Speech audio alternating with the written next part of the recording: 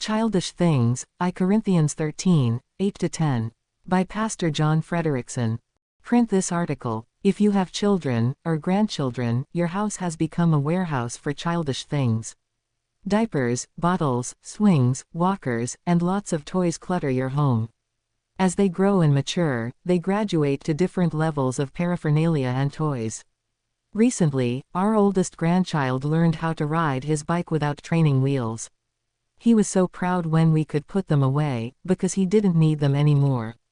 Now he rides a big boy bicycle. The Lord temporarily provided miraculous gifts to the body of Christ, prior to the completion of the Holy Canon.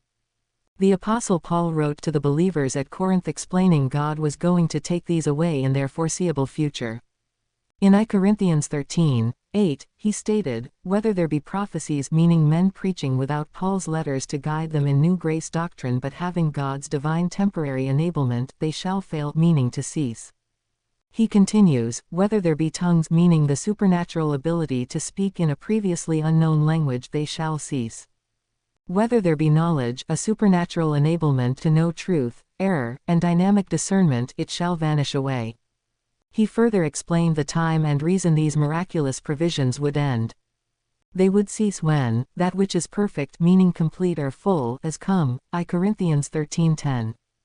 This was a specific reference to the scriptures being filled up with the final God-given revelations to Paul. When this was complete, these miraculous sign gifts would be done away.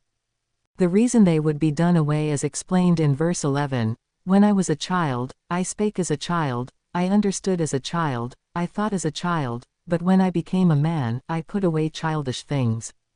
The concept was that these miraculous abilities were for the body of Christ when yet in an immature state. Now we are to stop depending on, or hanging on, to these things of the past. Instead, as mature believers, we are to place our confidence, attention, and dependence in the completed scriptures. Like training wheels on a bike, these miraculous abilities were never intended to be permanent. They were only given to serve the purpose of protecting and guiding believers until they could stand and walk in the strength of God's completed word. If you have been clinging to these miraculous things of the past, let them go. Move on to a more mature spiritual relationship with the Lord by following these principles in His Word.